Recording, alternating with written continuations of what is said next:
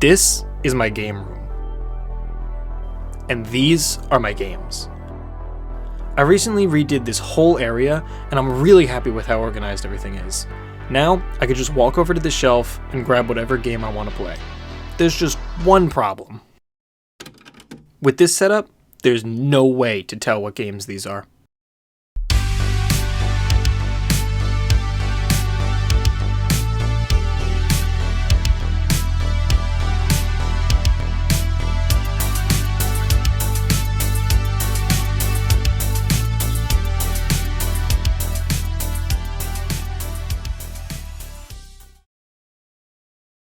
Now, I could just tilt each game out until I find the one I'm looking for, or even memorize where specific games are on my shelf, but I like having all my games visible on a display, so I'm going to take the harder route with this one. Alright, so now we have some sort of goal in mind, but how are we going to get there? Well, my first thought was to print out some sort of top label, sort of like how NES games and Super Nintendo games were produced. After all, it's the closest thing to what Nintendo would actually do, and honestly, I'm not sure why they didn't do that with these games in the first place. And so, the first thing I did was see if any of these labels actually, well, exist. It wasn't too long until I came across this website that had custom labels for nearly every single Nintendo 64 game, and I want to give a huge shout out to Dax for creating this website. I downloaded all of the North American labels and did a quick print test on some sticker paper I just had laying around the house. I also put a stick-on laminate sheet over it to give it a more glossy look. When I cut out one of the labels, I noticed a problem. They were a bit too small for my liking. The paper I used also made the colors look a bit washed out, and so I was off to do more research. I took one of the cartridges, measured the top area, measured the labels in Photoshop, did a ton of, frankly, quite unnecessary math, and these ones came out alright, but while I was doing research, I saw a lot of people mention they don't like using the full width labels because they block the opening on the top of the cartridge in case you ever need to take it apart.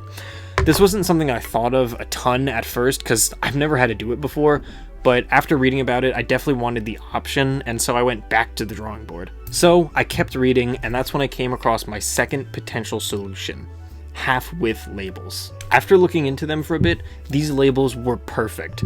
The half-width let you take apart the cartridges if you ever needed to, and they looked official next to the NES and Super Nintendo games.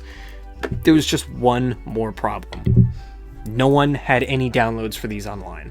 The best I could find were eBay and Etsy listings, and honestly, I get it. I imagine a lot of work goes into creating these labels for every single game, and I'm surprised those original labels I found were even a free download in the first place.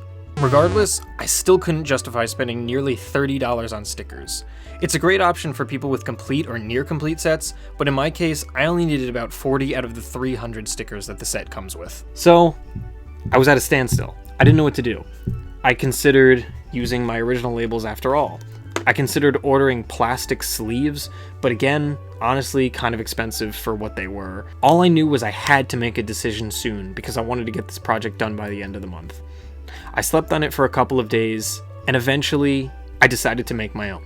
Honestly, I overlooked the solution at first because I thought it was a lot more daunting than it would be, but after doing it, it wasn't that bad. I took some measurements of the cartridges, put together a template in Illustrator, and got to work. The whole process consisted of finding the logos for each game that I own, and then putting them against a solid color background, or creating my own with all the tools, shapes, and stock elements available to me in Illustrator. It was definitely tedious work, but the whole process only took me a couple hours total, and I think everything turned out great. The only thing left for me to do now was to find some good sticker paper and print everything out.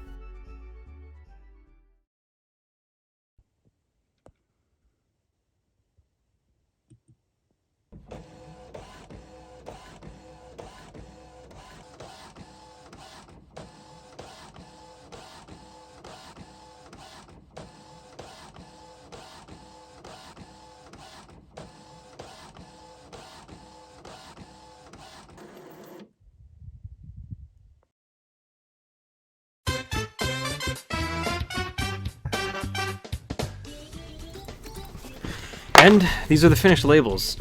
As you can see, I have every single game that I made on here, every single game that I own, rather, and I did a couple of test labels also at the bottom.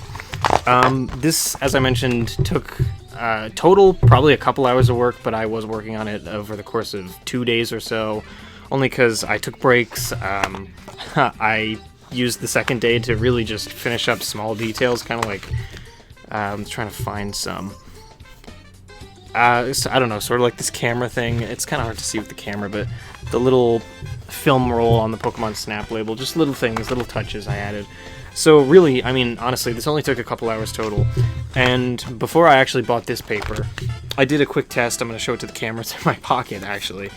I measured everything. I'm going to talk about that a bit more in detail, but this is just on standard paper with tape on it, and it looks well. I mean, it's kind of off-centered, but that's because it was a quick test.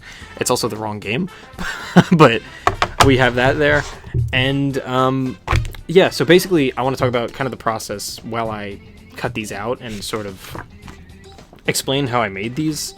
So a lot of these, I just took inventory of every single Nintendo 64 game I have, and I measured this specific little part here total, and then I went over to my NES and Super Nintendo collection, and I measured the gap between the label and the cartridge, and both of them were 1 millimeter. I actually wasn't expecting it to be that specific and that similar, but I guess when they were producing them, they did have specific measurements. I mean, it makes sense. So I subtracted a millimeter, and I made a little template for all of these. That being said, I'm going to post all of these files in the description for anybody to use. If you happen to have this really specific set of games, which I doubt, but if you have them, or, you know, if you have a handful of these, I'm sure a lot of you have Mario 64 or Mario Golf, Mario Tennis. A lot of the big games are on here. So I'm going to post this specific file in the description. I'm going to post a couple templates in the description, all the measurements if you want to do this on your own. I used sticker paper I bought off of Amazon, just matte sticker paper, and seeing it for the first time, really, it came out really well. So I think it's time to start cutting these. So, you know, I'm not really sure what to talk about while I do this. I gotta be really careful, though. It's like a very specific cut, and also, now that I think about it, I don't know if I want to do a full cut. I want to see if this works, actually. Because, okay, I can do a half cut and then just... Oh, no, that went through the whole paper. As I mentioned before, though, this is literally like a $15 paper cutter that I bought off of it. Actually, I didn't even buy it off of Amazon. I was going to buy it off of Amazon, and then I wound up having one already in the house, so I just grabbed that. This thing does work really well, though. For if you're doing this, I'll link this in the description also. Literally everything that I'm using, all the resources, all the measurements, everything.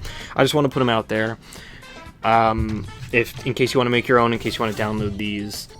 I just think, you know, at least all of the resources should be available. Just everything, basically all my research, just in case you want to make your own. So I am actually going to do test label first before I cut the real ones. I didn't even think of that. Should be good. All right, here we go. Quick test label. I broke it a little bit, but that's fine. So here's the test label. I'm going to, I mean, the adhesive is pretty decent for what it is. I'm just going to see what it's like on here.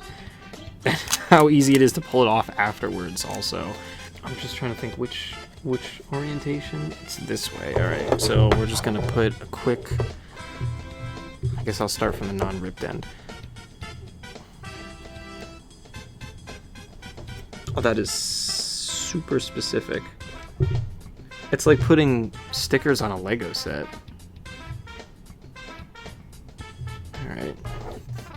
Well, there's the test label. The actual one that I bought. And, you know, as you can see, it's pretty nice. I mean, the colors are pretty vibrant. The adhesive is... Okay, the adhesive is pretty good, actually, but you can still get it off of there if you need to. But for, I think this was like $8 for this paper. I mean, it's just pretty good stuff. And there you go, there's the test label. Alright, so that is done. Now I have to be very careful cutting all of these other ones. This is taking a bit too long. Let's speed this up a bit.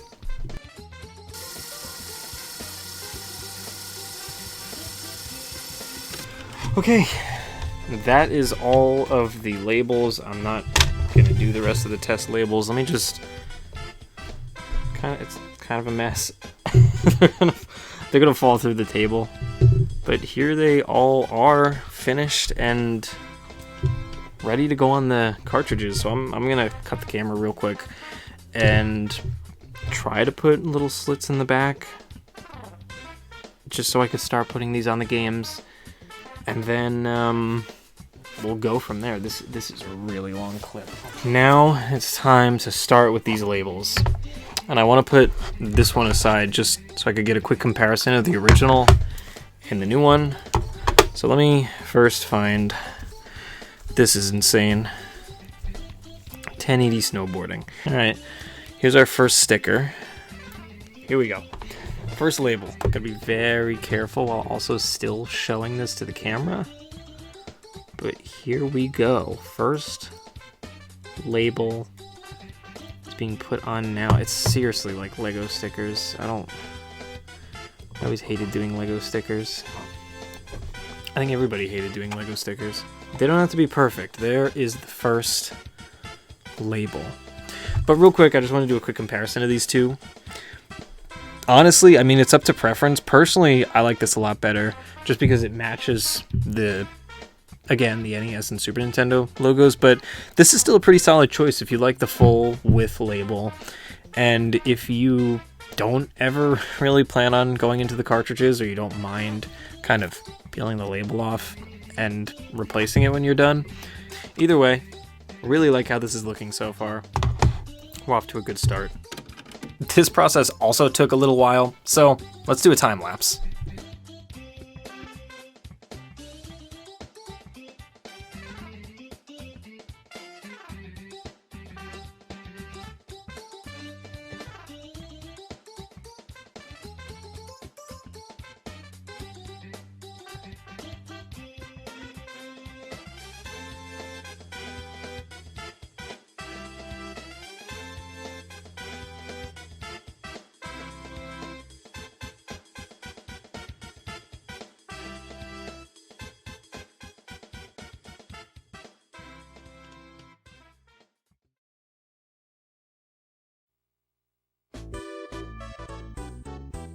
Overall, I'm really happy with how this process turned out. If you have your collection set up similar to mine, I definitely recommend this method. It makes everything so much easier to see, and it looks official. I imagine this is what the games would have looked like had Nintendo actually decided to put top labels on them in the 90s. I do think these look great. I'm really happy with how these turned out.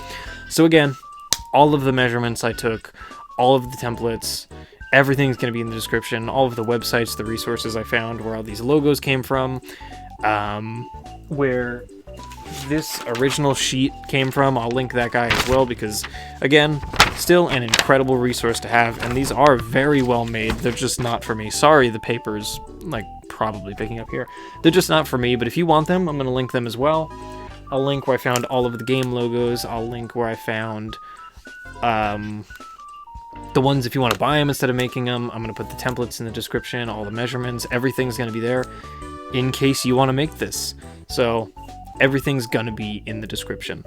I'm very happy with how these turned out, and I think that they look great, and this is just a great addition to my gaming shelf and just my collection. So thank you for watching this video. If you stuck around to the end, I appreciate it. That's it for this video. Everything's in the description if you want to do this yourself. And thank you for watching. I'll see you all next video. Later.